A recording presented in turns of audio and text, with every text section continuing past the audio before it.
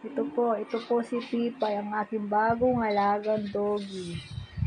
Mahimbing po siyang natutulog ngayon sa aking higahan. Kanina po, nung meron po akong damit, nagtutupi po ako, binabantayan po niya kung siguro kailan ako matatapos, saka po siya papanik.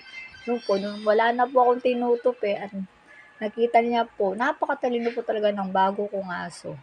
Kanina po, tapos na po ako magtupi, yun po, siniguradon po niya na wala nang damit na kanyang Iniisip po siguro ng aking alaga na madudumihan niya. Ayaw niyang dumihan ng aking mga aking labada na bagong mga nalaban ng aking asawa ng mga damit. Yun po. Ayun po, mahimbing siyang tutulog sa aking higahan. Yun po. Good night, Pipay. Love you. Sweet dreams. Yun po.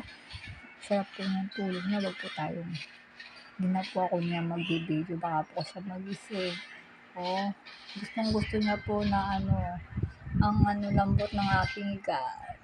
Okay, bye-bye po. See you on my next video.